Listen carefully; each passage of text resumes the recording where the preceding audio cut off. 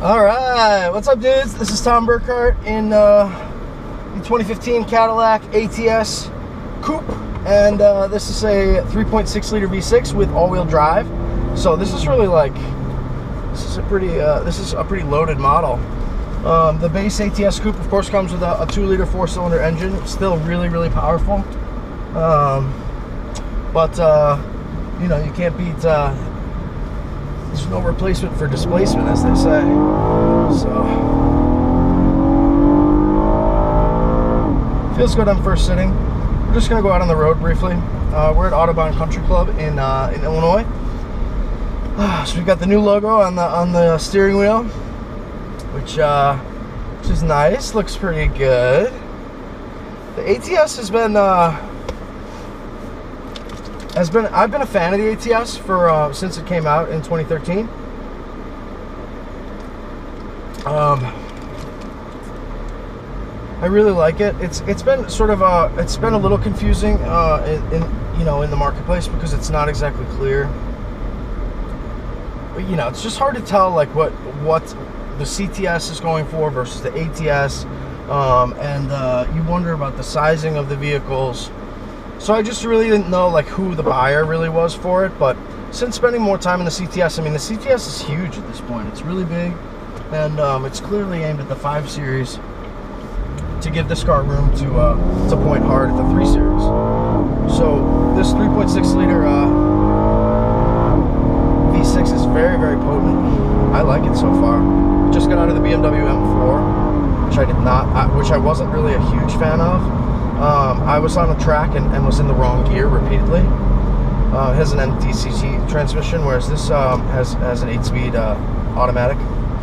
We do have paddle controls, and you know, it's just good to meet a car on the road and the track. So the ATS Coupe.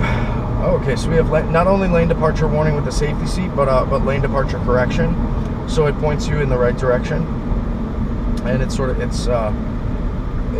directs the steering itself.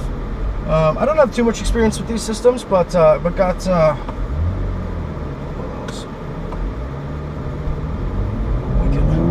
can turn it off right there. There's an easy button if you want to turn it off. They can be like a little unnatural, of course, because it feels like someone else is pulling on the wheel. That was definitely the case with the 2014 Lincoln MKZ 3.7 all-wheel drive that I just had for a week. But this Cadillac was like a little more aggressive, and it felt for that reason it felt more like I knew what was coming. Also because the safety seat gave me like a rumble in the butt. So what does the ATS Coupe deliver that the ATS sedan doesn't? Okay, so it's a sportier profile. The body is more rigid. GM doesn't quote chassis rigidity ratings for any of its cars, but any kind of 2-door is always going to be more rigid than a 4-door, and theoretically it is a little bit lighter as well. But the real changes are in the tuning of the chassis and how Cadillac has been able to make it much more of a sport focus.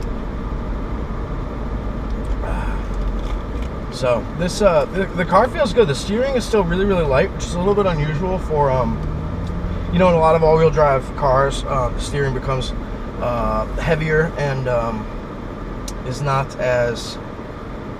quite as wieldy. This car feels good. I really like it. So we're gonna take some pictures of the car and then take it out on the track, at which point I will restart the video camera. All right, we'll see you guys soon. Thanks.